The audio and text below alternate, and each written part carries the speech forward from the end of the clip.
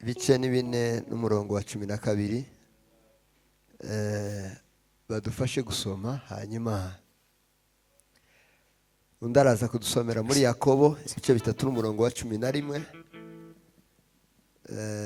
undi aze kudusomera mu Baheburayo ibice 10 n'umurongo wa 39 aho niho tuza kubwiriza.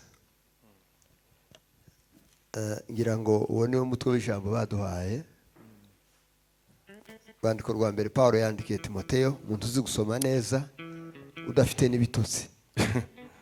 Timoteyo wa mbere igice cya 4 umurongo wa 14. Igice cya 4 umurongo wa 12. 12. Yego. Ntiyagire uhinyura ubusore bwawe. Yakagira umuntu uzagucishamo amaso muri kitengera. Ahubwo ubicitegererezo cy'abizera. Ahubwo ubicitegererezo mu byukora byose. Mu byo uvuga, amagambo uvugira kuri uyu musozi, no ku ngeso zawe, ingeso zawe zimuhira no hanze, no ku rukundo, urukundo rwawe rujya gwakera rugomba kongera kugaruka, no ku kwizera, no kwizera Imana yakureba ikabonera kwiriye, no ku mutima uboneye, no kugira umutima uboneye. 13. Kugeza aho nzazira, kugeza umunsi ibyo nukubikora kuzogeza Yesu apize hodi. Ujye ugira umwete wo gusoma no guhugura no kwigisha. Ikizagufasha no kugira umwete wo gusoma no guhugura ndetse no kwigisha. Ntukirengagize impano ikurimo. Ikindi ntukirengagize impano ikurimo iri muri wewe. Iyo waheshejwe n'ibyahanuwe, Imana yicaye mu buturo bwayo iraguheza yonyine. Ubwo warambikwagaho ibiganza by'abakuru. Ibiganza n'umwuka wera wabikurambitse apana abashumba. Igihe warambikwagaho ibiganza. Ibyo ujye ubizirikana. Izuzu bizirikana kandi ari byo uhugukiramo. Barikiwa sana. Mwami Yesu akugirire neza. Amen. Watuboneye muri Yakobo ibice 3 umurongo wa 11 yadufasha. Kandi banzamurire microphone kubera mfite ijwi ribi cyane. Yakobo nta muntu wahabonye ibice 3 umurongo wa 11. Yakobo ibice 3 umurongo wa 11. Unda turebera Abaheburayo ibice 10 n'umurongo wa 39. Mbese ye amazi meza nakereta yabasha kuva mu isoko rimwe? Fresh na cumvi bishobora kuva mu isoko imwe. Muzamo yavoma hamwe mwebwe. Ayo niyo makuru twazanye none. Aho yakomeza. Bene data bavandimwe bakitengera, umutini wabasha kwera imbuto za elayo? Hari umutini mwari mwasanga weza imbuto za elayo ngo muzisorome? Cyangwa umuzabibu wakwera imbuto z'umutini? Cyangwa umuzabibu ushobora kwera imbuto z'umutini? Niko n'isoko itabasha kuvamo amazi y'umunyu. Niko n'isoko itabasha kuvamo amazi y'umunyu. Kandi ngo ivemo amazi meza. Kandi ngo ivemo na fresh. Mugira cumvi hano? Izose ari ahantu muvoma cumvi naho muvoma fresh. Uyu mugoroba turaza kumenya abantu bavomye cumvi nyinshi n'abantu bakoresha fresh cyane muri overnight turabimenya. Abaheburayo twumva Abaheburayo nabo uko bavuze ibice 10 n'umurongo wa 39 uhere kuri 38. Abaheburayo igice cya 10 umurongo wa 38. Ariko umukiranutsi wanje azabeshwaho no kwizera. Ariko umukiranutsi wanje azabeshwaho no kwizera. Nyamara nasubira inyuma umutima wanjye ntuzamwishimira. Ariko nibesha agatera intambwe imwe asubira iyo yavuye, umutima wanjye ntuzamwishimira. Ubushuti n'Imana buzoba bushize. Ariko twebwe abahari none bari muri iyi overnight ntidufite gusubira inyuma. Twaragiye byararangiye ngo turimbuke. Bankuhagarara ubukeye. Amen. Amen. Twarasogongeye byararangiye. Habe nubwo woza iki. Sisi hatuwezi kurudi nyuma. Kweli. Ngo nasubira inyuma umutima wanjye ntuzamwishimira. umutima w'Imana muzota iyo umuntu asubiye inyuma gutya nimba wageze uririmba ukabireka cyangwa ukabyina ukabireka cyangwa ugasenga ukabireka uba utandukanye n'umutima w'Imana. nimba wakundaga gusoma ijambo ukabivamo, yani wewe ako kanya uzubaduye w'Imana. ariko twebweho ntidufite gusubira inyuma, ntidufite gutera intambwe dusubira iriya twavuye, ahubwo dufite kwizera, ahubwo kwizera kwacu kugira ngo tuzakize ubugingo bwacu. dufite kwizera kugira ngo umuntu abe twigwaneho arokora amagara ye. umuntu wese yaranje arokora amagara ye kuko ayabandi tiwe yashobora. hari abantu bari mu kururunga ngo yengoje ngo nzokiza abangu rokora ayawe reka yabandi. tuzamura ibiganza twese umuntu wese wicayemo nazamura ibiganza. twazamuye twese, mwikomera amashyi. dushimiye umwami Yesu ko yemeye kandi ko dukandagira muri Kitengera muri overnight. ubushize narababwiye ngo igitaramo si cy'abanebwe. overnight ni igikorwa cy'abanyembaraga batahuye Imana no gukomera kwayo. nubona umuntu azinze isakame w'umudamu cyangwa atoye igitabo akavuga ngo ngiye muri overnight, nimuhura muri mwembi babiri uzomukomera amashyi. abantu aba gusa babiri ugiye muri overnight uzamukomera amashyi, kubera ko nta munebwe wokora ku manywa ngo akore na nijoro, kandi nta muntu uzoja mu ijuru. Bwana sifiwe. Bibiliya zitubwira ngo ubwami bw'Imana buraharanirwa, intwarane zizavugishwamo n'imbaraga, yani by force. tuzofosinga kugeza tugeze mu bwami bw'Imana.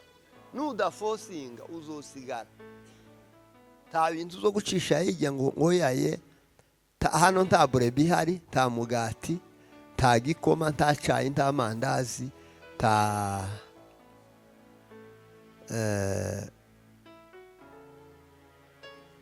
za bindi, nta yogati tuguheza none. urataramye ukanguka ukanure utarame wakire neza amakuru ari hano. nurangiza kuyakira uyataha nazo kubere urwibutso ubuzima bwawe bwose. shimiye korari yitwa ngo ni Azafu. sese ubwa kabiri mudutumiye ni ya yindi yari yadutumiye.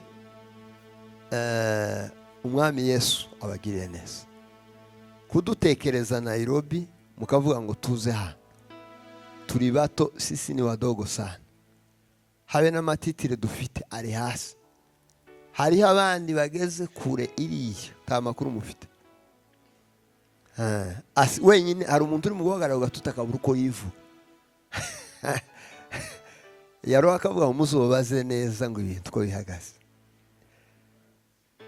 abo nabo timwabatekereje muravuga ngo ni twebwe tugomba kubana. mumfashe dukomere iyi korari amashyi. ndashimira abantu twavuganye by'umwihariko guhera ku mushumba mukuru. nahinduye nimero muri iyi minsi ya vuba, hanyuma ndamwandikira ko nayihinduye. turamushimira byimazeyo ko yaduhaye agatuti. agatuti nubona umuntu arakaguhaye azoba yakwizeye, agukunze kandi akeneye ko mukomeza kubana amahoro. abashumba b'iri torero rwose baserukiwe n'umushumba mukuru mubarikiwe sana. hanyuma ndashimira Eric. telefone ye niyo yampamagaye bwa mbere.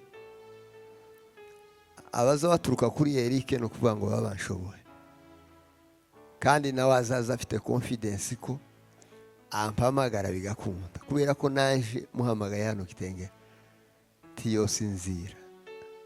Mbarikiwe sana. Ndashimira Pastor Jonathan ukoze Imana mwiza, yadukoreye protokole yo hejuru nziza kabisa. Hari ukunda abashyitsi baza bakarindagira, ariko yadukoreye protokole iri hejuru kandi nziza. Hari n'uwo gukoreraga protokole ahaye ahekenya kubera ko pasiteri yamutumye ngo genda uzane Jonathan muzamuhura akakuramusa ukazumubwira ngo rekera gutyo hari amateraniro. Dukomere Jonathan mashimeshi, kandi ndashima Imana ko yamuhaye uburyo bwo kugira ngo azafasha abera. Ubu nyine yawe nubwo imvura yogwa nta kibazo, yo duseha twese akatugeza imuhira, twoshiramo esanse gusa. Ko murabona ya modoka itoduseha twese yo tujandika tugeza mu rugo. Imana ya Israeli baha izindi zibe nyinshi, hanyuma nimuzoza muza gutarama muziparike hano, umuntu wese azayinjira na kontaki biremewe. Hari amakuru agamwe mutazi, hari abantu bazabona imodoka ngo niza abanyakenya. Imodoka siza abanyake, ni ibintu za Yesu yashize ku isi kugira ngo bidufashe. Mu mategeko meza y'isi uko twese ziba ziri ahantu amaze umuntu agatuza. Bana we Mana izoduhe kugera muri ico gihe. Ni bande bizeye ko Imana izobaha imodoka? Abizeye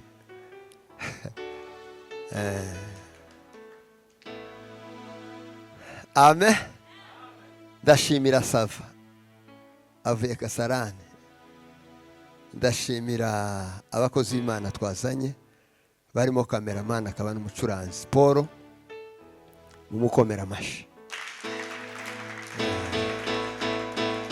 Ubutumwa gatugiye gutanga tubugarukira hano, habe n'uwasibye buramugera kimugira ingorane.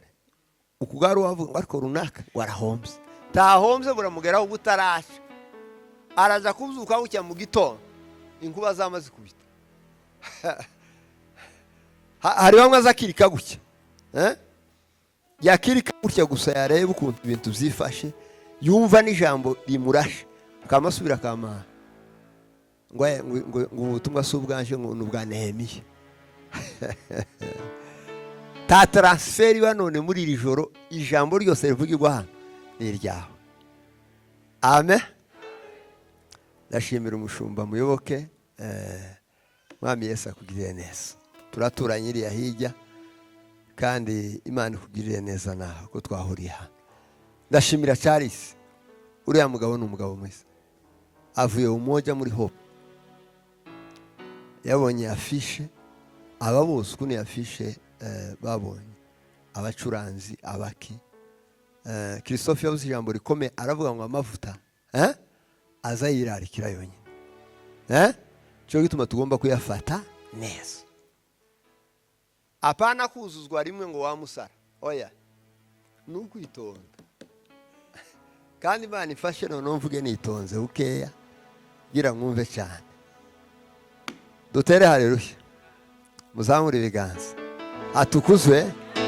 Nshimiye kubona anko hariya ni data wacu. Mwami Yesu akugirire neza. Birori barikiwa sana.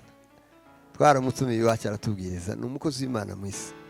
Abayumbe b'akarere ndabishimiye bonke barikiwa sana. Yabonye afishe turandikirana arambwira ngo sinoguterera. Wose umuntu mwiza. Vice Perezida w'akarere barikiwa sana. Yeme ikindi gihe cyo gutara Yesu yani Rugomora. Barikiwa no ganahinduye WhatsApp. Nimero yawe sinzi ngo nyishake ndayibura. Ngo mbaze majoro sinzi ukuntu yani. Turavugana nitsohora. Atukuzwe. Hariho abasirikare n'ingabo zihagije muri iki gitaramo. Tabwoba giteye ngo umuntu yonyerera. Iki gitaramo kirimo abantu bihishe bicaye bibitangaza. ndabwiriza umwanya muto. Hari umuntu twavuganye mu kanya, nagumye kuvugira kuri telefone umwanya muremure, arambaza ati kompaye numva ijwi ryawe ryahindutse bimeze bite? Ndamubwira ngo ngiye muri overnight kugira ngo mbone uko nkira neza, kuko njewe inza nkirira mu gitara, wowe nimbuze ukirira mu bitaro namaho, ariko njewe iyo ngiye muri overnight timwe mvuko mbaye mvuga ukunda aja kusoza iyi gripe yagurutse ntazi iyo yagiye, kubera iki igitaramo kigira kire yaco iba yisha ahantu tofa gukora gusa. Bazi iminsi ndushe, ikicumweru gishize nari mu giterane kugeza niyinga, kuwa gatatu twari dufite amasaha 12 muri Shama Revive ngo yo kuramya Imana no kuyihimbaza, duhera isaa 4 tugeza ni saa 2. Turabwiriza amasaha yose na Revera Muyoboke, ko murumva ko ntanyota nari mfite yo kutashusha igitaramo nari mfite cyane, ariko kubera rukuruzi ya Yesu azayama avuga ngo ngwino ijana hari gire gutya igende gutya, uko ari impamvu yatumye tuza Kitengera. Kandi hafukiye gato nari ngiye kureka iyo atari wowe umpamaga ko ndabona ko mba narahakaye, ariko ukuntu yambwiye ngo Yazafu yamubwiye ngo ampamagare, mbona sinosubira kugutuma mubwire Yazafu ngo ya, kuko narindushe bihagije, ariko turatara mu mwanya mutoya. Hanyuma Bwana sifiwe, ihijya turi maso mukangururiya wacu, zamura ibiganza, mumukangure bukeya neza, murebe hano mureke kumurebe, murebe hano muzamura ibiganza d'Imana cyubahiro.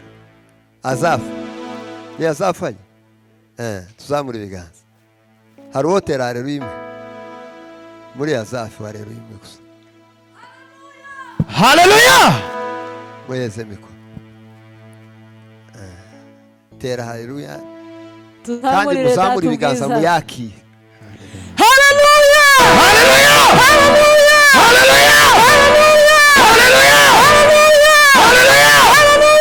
haleluya, haleluya, amen. Zani yo mikoro muri iyi side, hari undi hotera haleluya muri iyi side. Yes.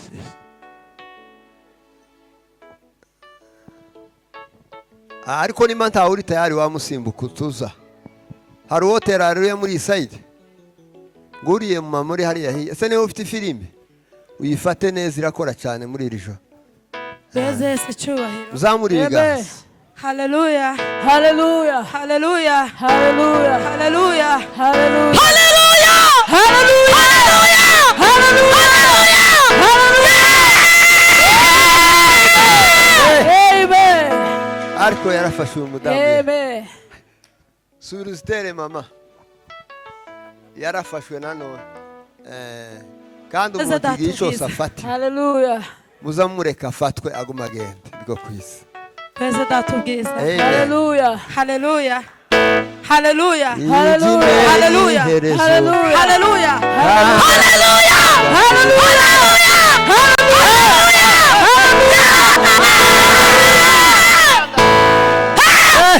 amen. Ya usahau hakuja iheze bomba. Haleluya, amen.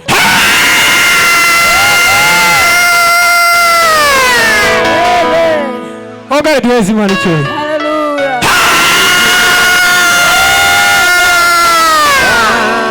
ogare tuwezi Imana icyubahiro.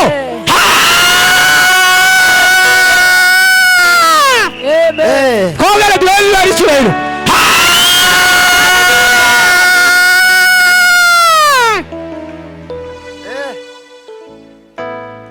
Barikiwa sana. Haleluya.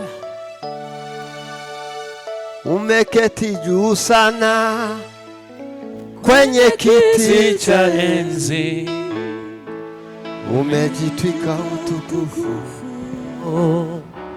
wewe ni Mungu. kweli wewe umeketi juu sana kwenye kiti cha enzi, umejitwika utukufu, wewe ni umeketi juu sana, umeketi juu sana kwenye kiti cha enzi, umejitwika utukufu, wewe ni Mungu. umeketi juu sana, umeketi juu Telonga azomeride pari elewanda sa kwenye kiti cha enzi, umejitwika utukufu, wewe ni Mungu. dutere haleluya. Uzamura ibiganza dutere haleluya. Nyeganyeza ibiganza byawe.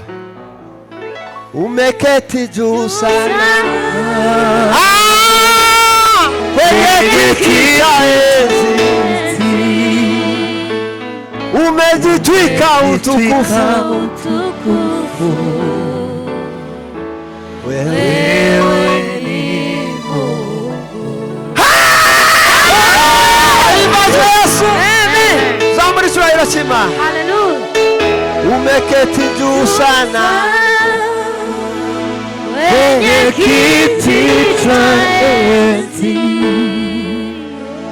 umejitwika utukufu,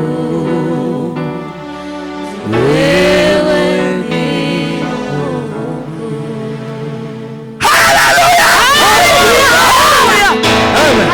Amen. ariko Imana yagize neza Mana. Imana yavuze ngo icyubahiro ndagifashe cyose. Cyose yanyivuga ngo ndagifashe. Ni icyayo yonyine gusa. Gwimarira asubira yiha intebe isumba intebe zose. Wirangize yitwikiriza icyubahiro. Wirangize ifata kwera kose mu biganza iragupfunyika. Izi kugendana mu gitondo na nimugoroba. Hari nubwo wogira gute. Ta muntu wosingira kwera kw'Imana ngo ushire mu biganza bye. Waza kujana avuge ngo mwacu nitwe tukubitse. Iyo bija kuba gutyo tasezerano na rimwe mu isi ryo kuze. Kwa sababu Mungu amechukua kazi yake peke yake. Aho. Afata icyubahiro, afata ubwiza, afata intebe y'icyubahiro, afata inkoni ya Dawidi, arasubira afata n'amapete yose ayishira bena. Izi yagendana mu gitondo na nimugoroba. Iyo yitamuriye mu rukerera nico gihiza yishaganya kugirira neza. Isi yose igakoma amashi kavuga ngo mwaba Alex bishoboke ko hari ikintu Imana yakoze muri iki gitondo.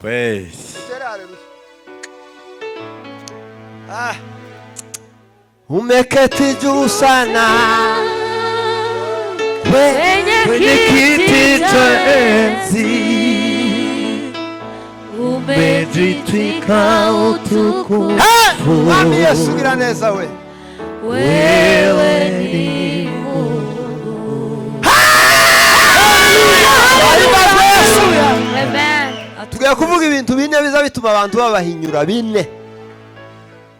Uzawibaza ngo ese niki kiza gituma abantu batanyemera? Kubera ko abantu bari mu kunyuza ibintu ni mu gukora nk'amaso. Ni ibintu bine gusa tuvuga no. Nari navuze nzobabwira kuramya Imana no kwihimbaza, babwira ibyiciro bigomba kuramya. Turi ishikiro cyacu mbere yacu abantu, mbere y'abantu. Hari ibyiciro 9. Nico gituma watara mutatarama Yesu w'Inazareti ntaco biba bimubwiye. Wasenga utasenga taco Yesu biba bimubwiye kubera ko hari ibindi byiciro 9 biri imbere biza biramya Imana kandi mu gitondo na nimugoroba. Dawidi yarabibonye neza n'amaso live ngo amara arabisita 1 kugeza ku 10. Turabacu abantu turabacu abasaza n'abasore n'abake tiyagira umuntu uzawe kwita ugatuza ngo njewe uruwacu.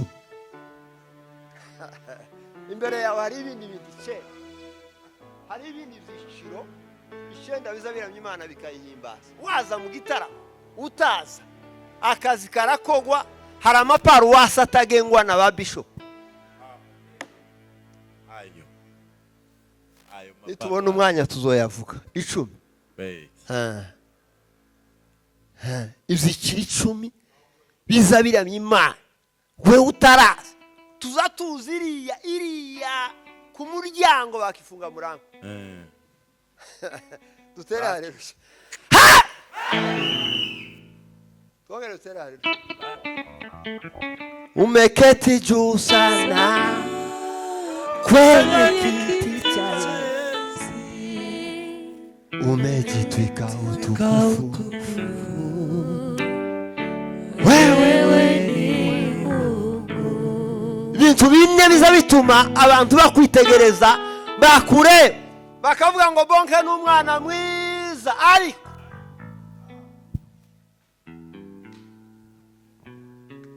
mwegereze mikrofone. Inzambwiriza toye dushamburi. Kandi uyu mugoroba hano hari ibintu bitabaye muri kesha ushi. Kubera ko ukomeye mubona hano hari ibintu.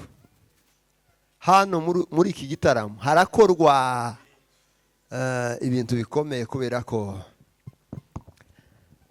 ibintu bine biza bituma abantu bakwitegereza bakavuga ngo Nyamuzungu n'umwana mwiza. Ariko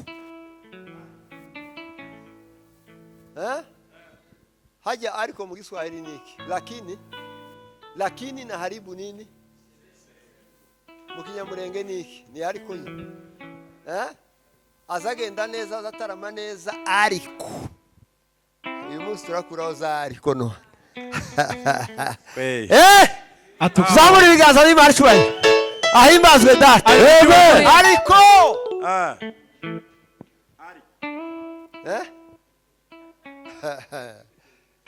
waza senga ngo ariko itangaza ngo numpasteri mwiza ngo ariko sasa ariko no hari ibintu rukukima dutere haleluya. Ahimbazwe data. Haleluya. Ngo wazafa ngo iziririmba neza. Siko wazavuga ngo ariko iba nk'umukobwa ngo igitangaza. Ariko nta mukobwa mvuze. Siko suwaha ni yazafu irurenge niyo nari mvuze. Ngo abahungu bo muri yazafu ngo nabataramye ngo bo mu rwego rwo hejuru ngo ariko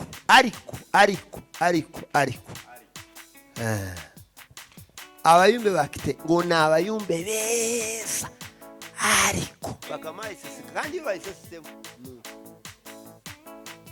usigara uvuga ngo yaye ngo siko byagenze oya ariko bayisesetsemo irimo indani kiramovinga ni feruje nguriya mukobwa ngo buriya muzamubona isura ngo ni nziza ariko ariko Pahoro yari umugabo.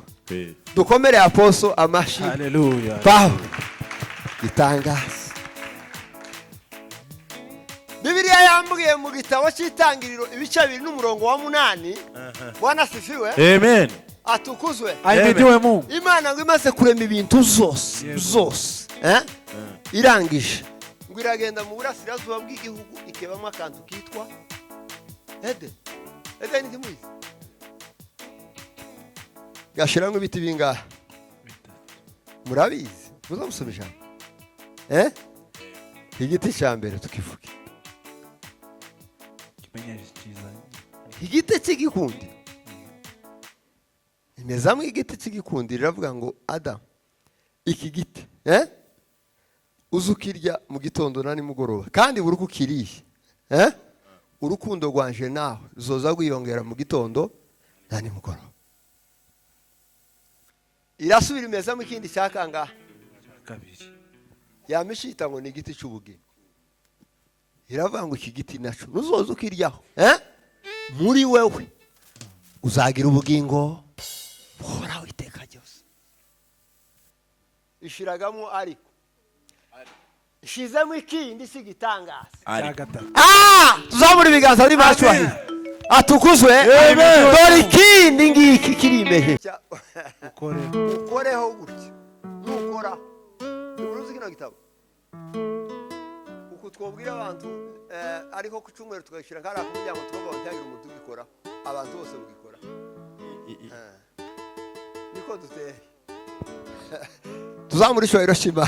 Hallelujah. Atukuzwe. Hallelujah. Iyo ubwiye umwana ngo urabona ive, ngo ive ngo ni Yesu. Wapana ibinzugo zugira gute? Zo kuzoziko usohoka gute? Akamayiruka kayitora akaba ari Yesu mu amazi ngo reka yo viveri yase kwizime.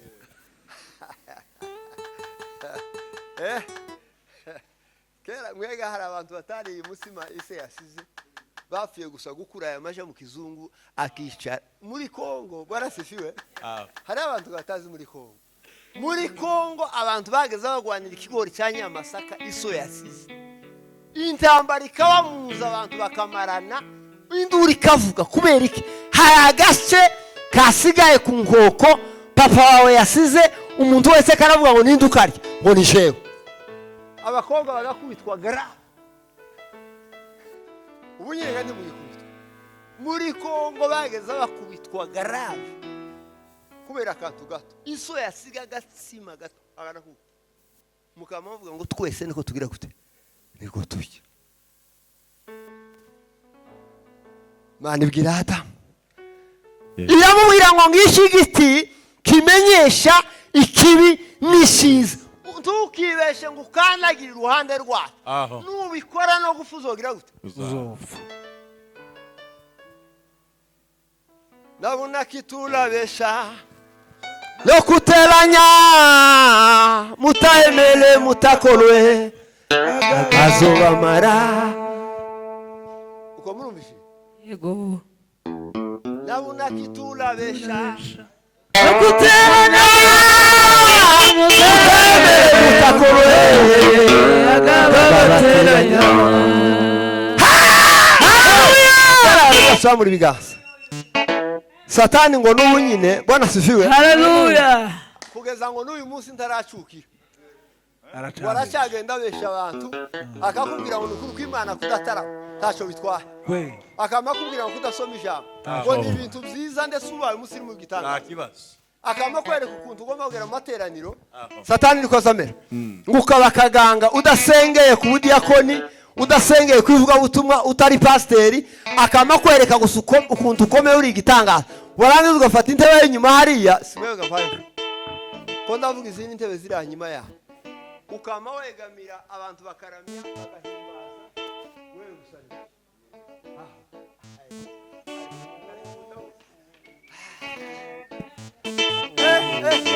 Haleluya.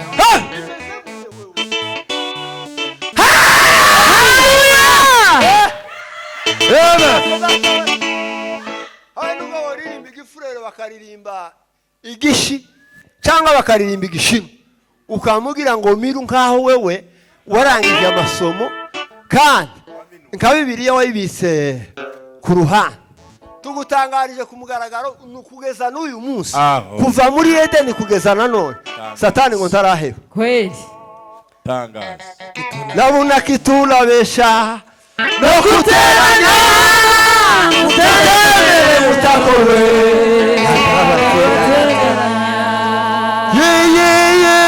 Mumenye mumuyeke uyatani yakada muneha tasagirega nabona kitulabesha no kuteranya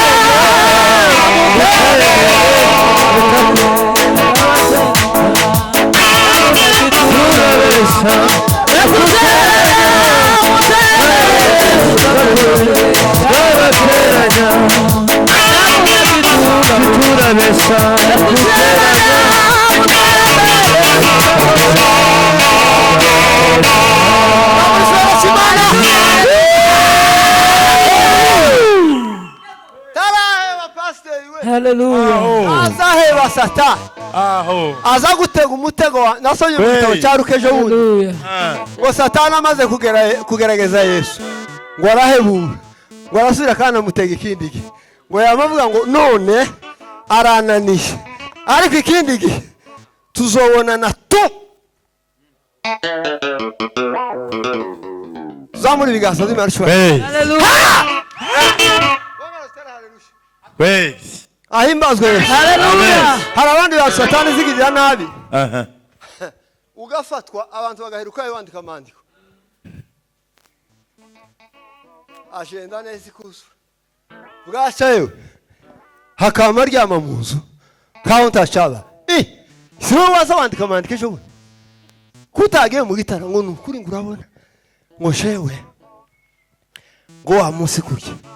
Ngo ni ba Yonatani bari banjanye. Aho. None wumvise meze. Uzamumva ibintu z'Imana meze. Muzamumva bimeze gute wa? Mwe muzamumva ibintu z'Imana. Biba bimeze muzamumva ibintu z'Imana meze gute? Amen. Tuzamura ibiganza gira. Hallelujah.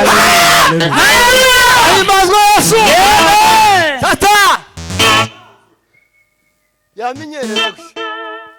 Yamubwira Adamu ngo Adamu we utariye kuri iki giti iki giti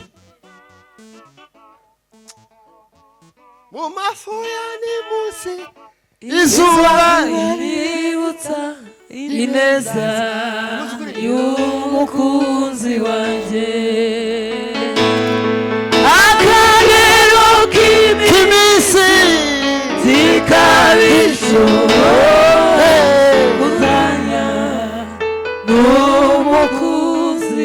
Imana ngo buri mu gafukani mu mafuyani munsi yagaze zikegera Adamu kamaza ngo Adamu we kuti washibe data we wiriwe gute papa wiriwe gute muri Edeni ibintu bimeze gute Adamu akamavuga ngo kurya wayiremye niko imeze merewe neza ndatuje ndi gitangaza umeze neza Imana ikamisubira mu bwami bwayo. Hallelujah. Gaso Adamu akamasubira akicara yagira gutya akabona Imana irashitse ikamubwira ngo namaki Adamu we sitaogopa katika malisho ya majani mabichi Bwana uniongoza sitaogopa. Leo charano kuntebe imbere charano kuntebe imbere ma gira dutara umwishaze neza zamuri biganza gira duhima cyo yo zamuri biganza atukuke kurangiza ibitambo twategeranye umuntu ugomba kwicara imbere n'ugomba kwicara inyuma inzandagiza kesha ipanze neza kuriya mudamu utagomba kwicara inyuma kubera iki karamenye igitaramo uzi ukurikirana amateraniro umenye ngo amateraniro avuye kuri A agiye kuri B. Tutere haleluya. Atukufe Baba. Ahimbazwe. Amen. Hari abantu Imana yageze isura buri mwaka. Hari abantu Imana isura buri mwaka. Ikinjira mu zikare. Ikavuga ngo mwa pasiteri ajya pasiteri. Mwaro nimeze gute? Kuriya habe nubwo utazi kubwira ngo nagusuye. Buri munsi ziza gukora evaluation y'imirimo y'intoki zayo. Kubera ko Bibiliya ivuga ngo twese turi imirimo y'intoki zike zima. Nimo aho umwana wawe ari wo mwibagiwe. Uzowicara wawe ureba gusa. Hariko uyu mwana tiyokora bitaza bikogwa. Ukazuru hano noho. Hari bamwe azamwambika nabonye hano Nairobi. Azamwambika isengeri akambikaho n'agapira agasura agashira kandi gapira inyuma agasura agashiraho n'gisurubete kugira ngo atagwarike umusonga. Kuri yasuku mwita. Uzomure kure ukuntu umusonga muhita. Mu gitondo abari mu bita. Sikanatwe data wo mwijuru. Erega mani icyo ngukundira nukutameze nk'abantu washibanga ryawe mana ure amaso y'abantu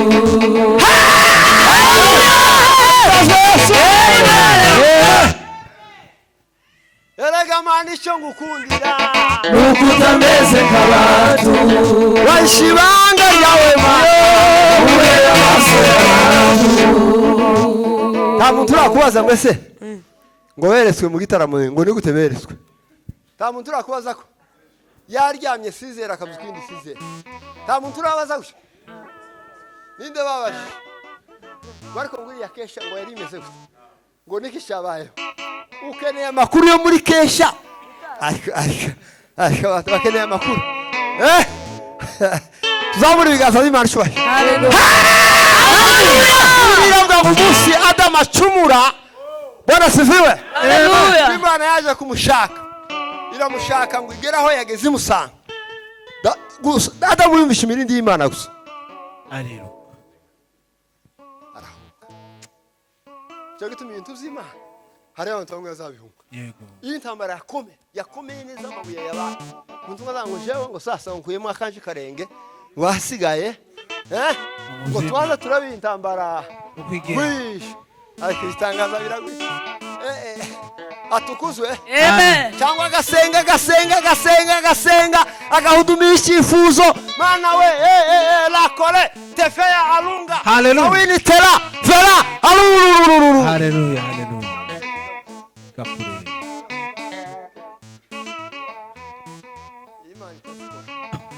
kamutaha kavuga ngiye kusoza njyama nkaba Yakobo wese Yakobo kwa Zayirwa aryamye ngo siwe ngo ndamushike wowe na Yakobo muraziranye umva kubwira amakuru ya Yesu tuzamura ibiganza Haleluya.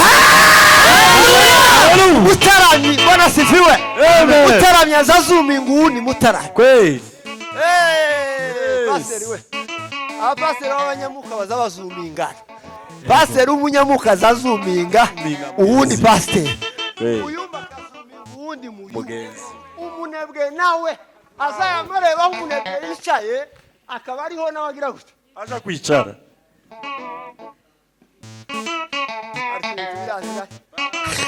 dutere haleluya Hallelujah. Amen.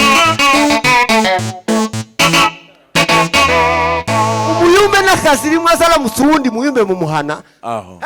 tara asomera pari elewanda zaye n'akazi rimwe mu gitondo Mu gitondo. kemea sawini delari elo efale shome atandi male akuruma tari mabeni elo zinele tani kangu esa iki kibasi shura Wewe wakuya isori. Uyishozaga kwase. Ubihe gikwiriye. Wapa icho nasanze. Wewe wakuya isori. Ubiseguzaga kwase. Ubihe gikwiriye. Wapa icho nasanze.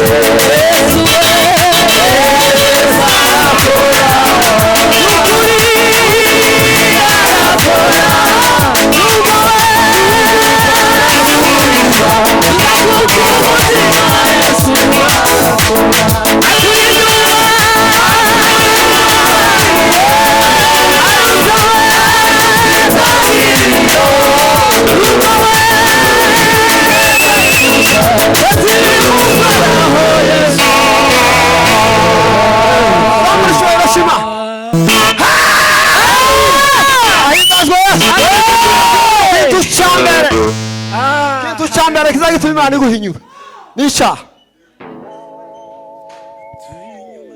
umunsi wa mbere Imana ikeka Adamu ni umunsi Adamu ajya ku giti Aho. kimenyesha ikibi ni cyiza icyaha mama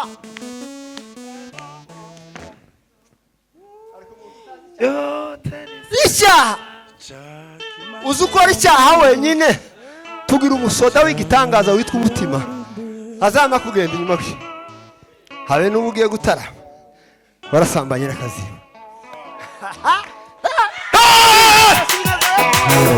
Wewe wakuya isori. Ubiseguzaga kwase. Ubihe gikwiriye. Wapa icho nasanze.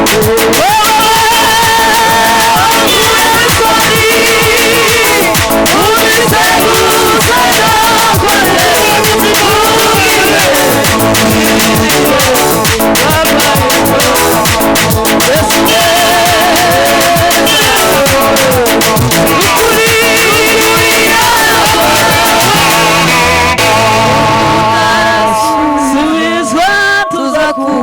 umutima Yesu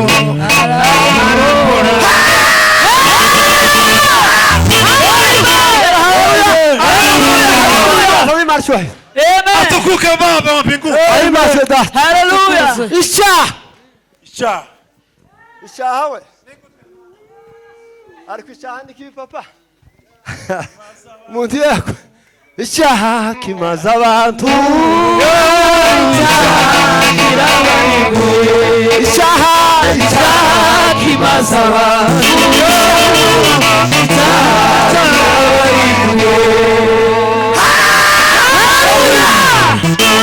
Nshuti yemwe bakundwa ni muhezo cyane ukuribuka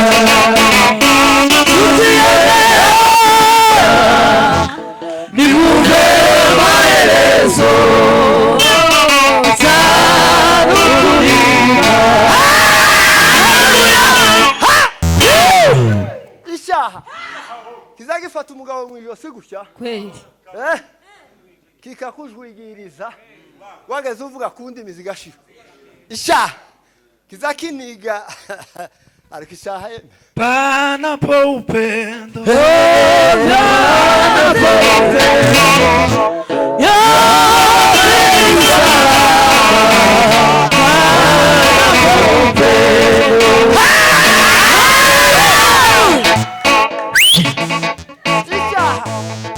icyaha atukuzwe kizakimara impano y'indirimbo igashira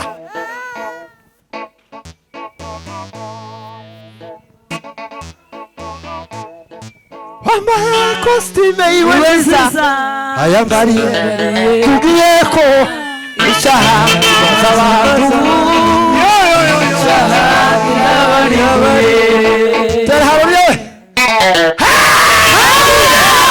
icyaha kizagiterura umuririmbyi kikamukura ku ntebe y'imbere kazayishaririya hirya ariko imana ntikitangaza icyaha kizagikura dele sove asima elonda Allons bembe kame ya sawini delari Javel Masma afilele tandele jimeande le kasi azomena elate icyaha kizagituma umuntu ararabona ugashoboza kandi umutima mana atugiriye neza we cyo gituma biri zivuga ngo rinda umutima wawe ngo kuruta ibindi zose ibirindwa kubera kuko iby'ubugingo Kwezi. Timagwani ibiri bintu byawe ariko umutima ari mwiza uzi ukubwira ngo bo uyu mwana w'abandi wazanye muri iyi nzu waje kumugora gusa ariko umutima ari mwiza Timagwani ibiri bintu byawe umutima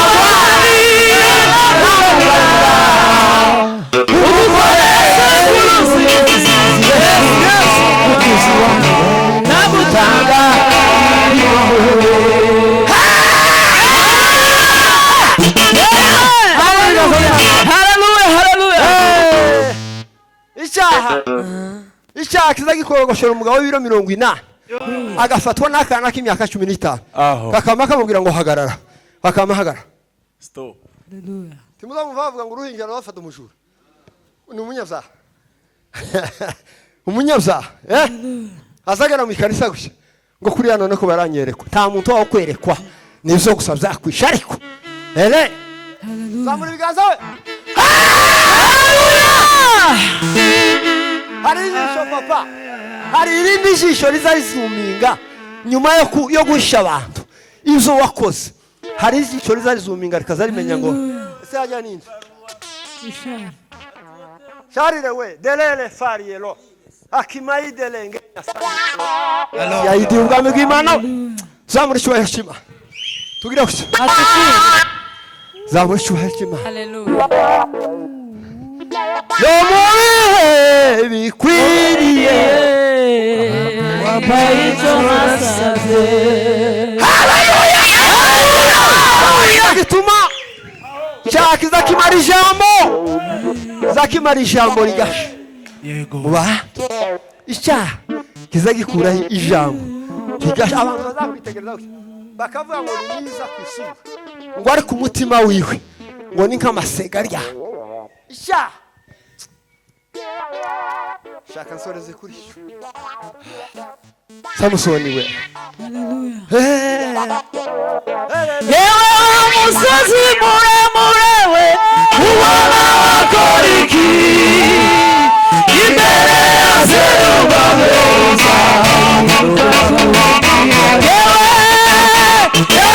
umusozi muremure ubona wakora iki imbere ya Zerubabeli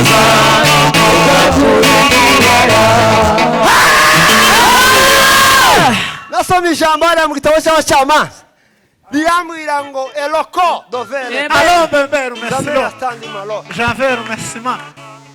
Taro magere mejino. Munsi umwe ngo nyina wa Samusoni ngo yari ingumba.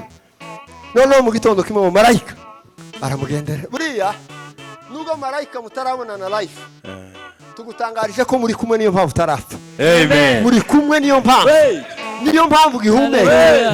Ni marayika buriya tugira umumarayika wa mu gitondo uzuze ukugorora imitsi akumva n'imitsi yawe iyayimuvinga neza yumva ukuboko kuri mikingi uzumenya igihe cyashize kurya ni marayika uba ukizuminze akagihina neza ukuboko imitsi kuko imitsi igana amaraso n'iz'ubwami bw'Imana Imana ikarambura ukuguru kwawe ikakugira neza uwundi akamayitokeza mu gitondo Aho. kuri matatu gucya bagiye nko kuguhanura akamafata ikoti ngo nari impanutse we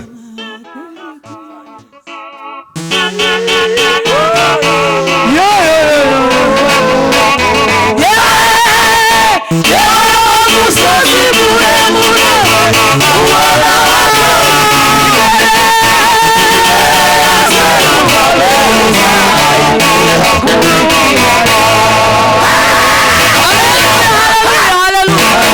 Samusoni we haleluya marayika ngo yamagenderanye na Samusoni ngo yari ingumba ngo aramwegera aramubwira ngo mada ugiye gutwita haleluya ariko uzi usenge nk'umudamu wari ufite gutwita utari ufite gutwita agatwita azaramye Imana kumva ubwenge bugiye gusha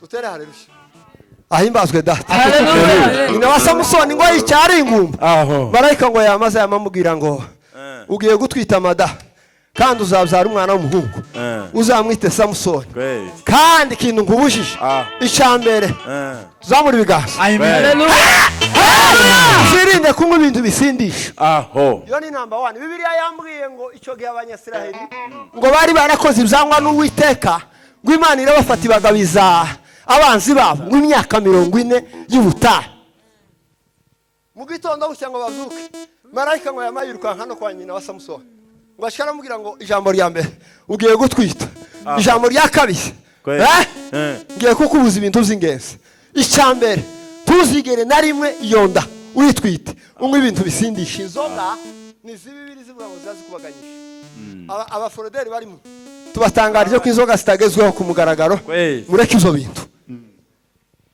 dutere haleluya haleluya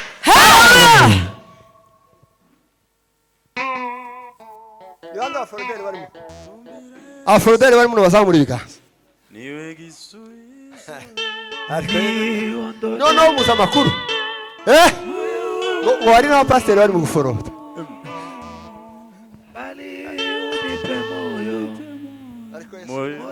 moyo wa upendo dutere haleluya gira ije kushaka kabiri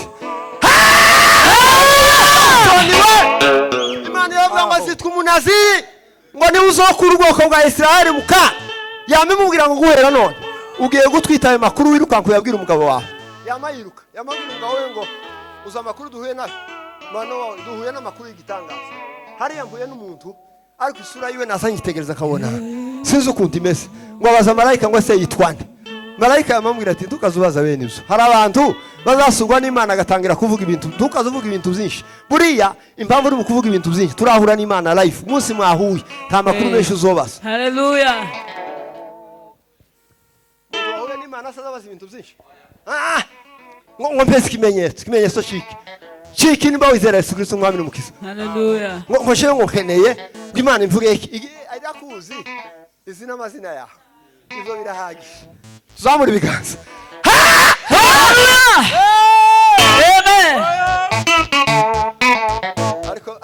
samusoni imana ngo yabimubwira ngo ikintu cya mbere tugakoze vino mu kanwa kawe, icya kabiri uzirinde ibisindisha, icya gatatu uzirinde ikintu cyose gihumanya ntikigakugere mu nda, icya mwisho uwo mwana ugiye kubyara ni umunaziri ntiyagira icyuma kizogira gute.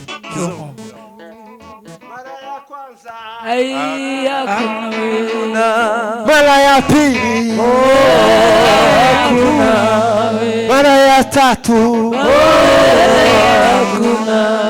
mara ya nne mara ya tano mara ya sita.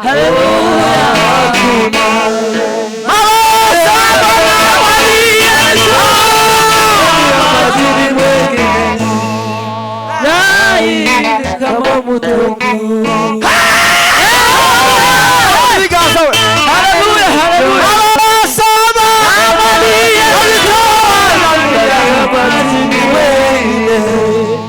Ai, kama mutungu. Muri biganza. Ahimbazwe data. Haleluya, haleluya. Ngo yamayira ukabwira amano baramubwira ngo uza amakuru abaye hariya muri kiriya cyarire. Hari umugabo duhuye w'igitangaza. Ambwiye amakuru meza. Mano waramubwira ngo ituma utamuzanye ngo naje numve. Imana se si umuntu ngo yibeshe. Amen. Icyo yavuze Yo no kubikora bizabikora. icyo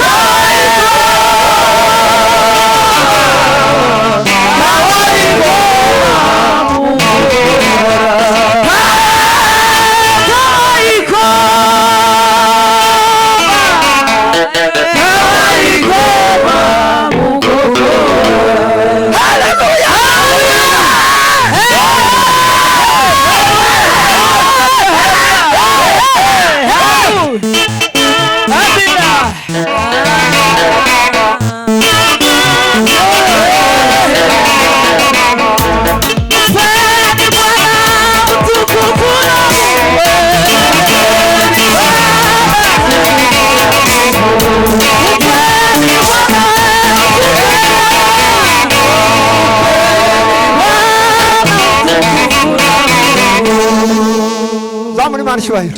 Haleluya. Amen. Samusoni ngo aravuka mu gito. Avuka ari umunaziri w'igitangaza. Yego. Mva nkubwire ijambo Imana Haleluya. yakuvuze ryose ntawayikoma mu nkokora.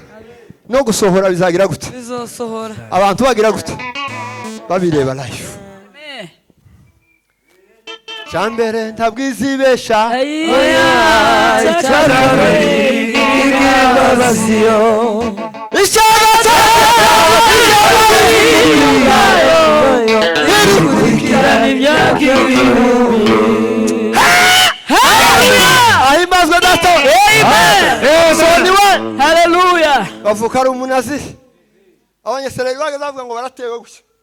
Atukuzwe. Amen. Kama fata. Ariko Samusoni nawe yari umugabo. Atukuzwe. Amen. Amayica abafilisitiya karu. Ibirundo n'ibirundo. Wakamafata imbwebwe magana nga. Magana tatu agafata umugizo w'imbwebwe magana tatu agasindikanya. Yamara akazana umwambi w'ikibiriti. Agatwisha. Wari wafata zinga. Ariko imbwebwe. Haleluya. Haleluya. Tuzamura ibiganza by'Imana ishwa. Haleluya. Kubera imbaraga z'Imana. Amen. Bagafata akasa k'indogobe. Haleluya. Bali unipe moyo. Moyo. Bali unipe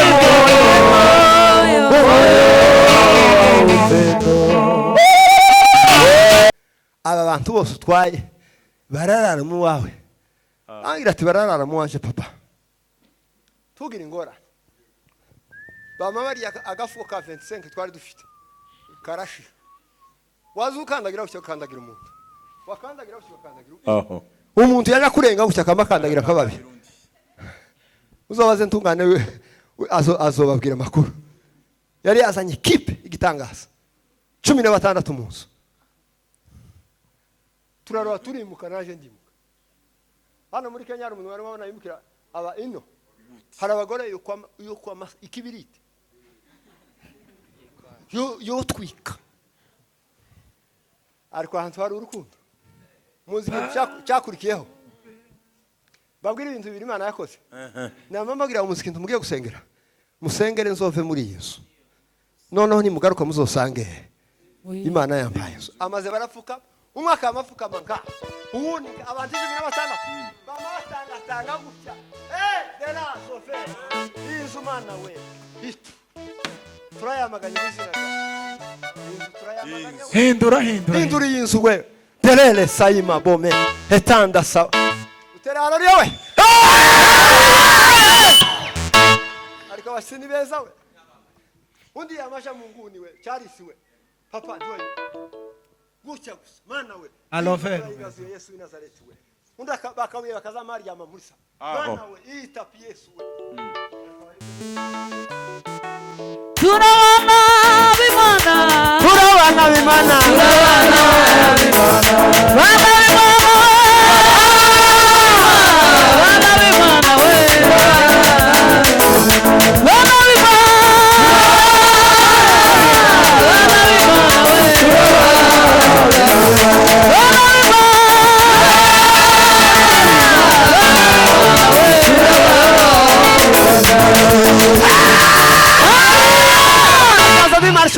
Amen.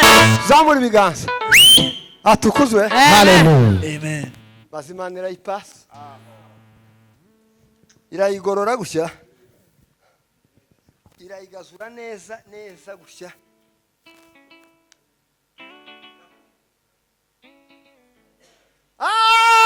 Twagendaniye Yesu we.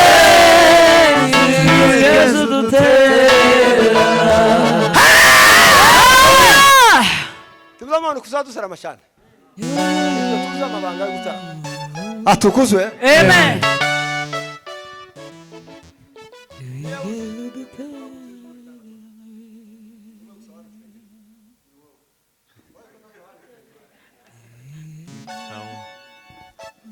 Bitanda.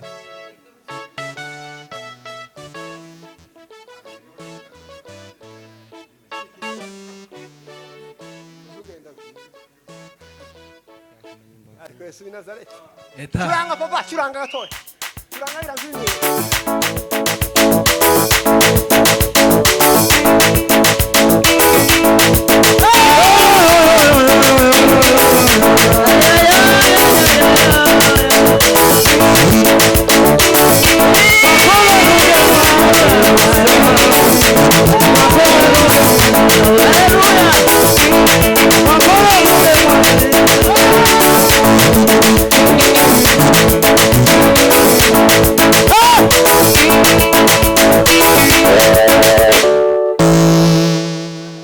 Muguma ndashoshe.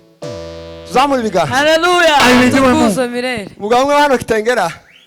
Mwene wacu ndaramurangete ngwino ugere kuri gate. Washaka zamamagara ngo yayose. Ari kuri gate. Wayose. Oyaye naho soma kambwira izina. Injira nango yaye. Onayo. Ntamuye murenge turabena.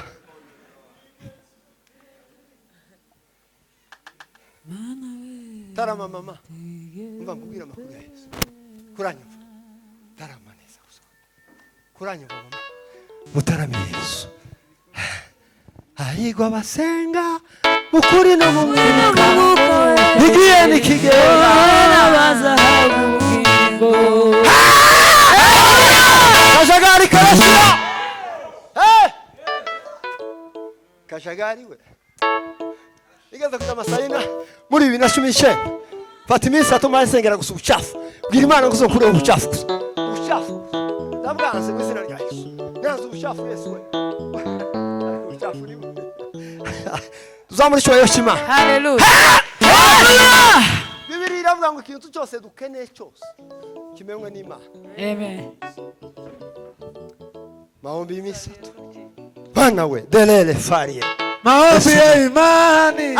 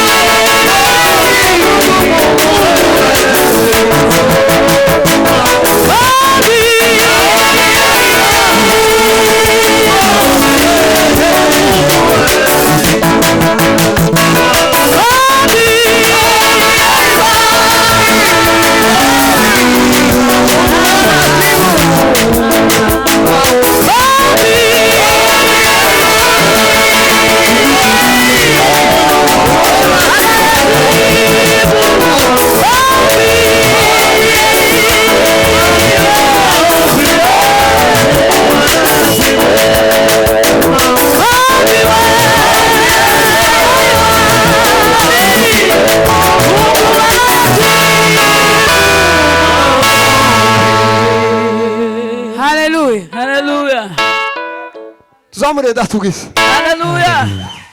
Tugiye gusenga. Yego. Ahimbazwe Yesu. Haleluya. Tugiye gusenga Imana. Haleluya. Maombi ya imani. Ya imani. Mungu anayajibu.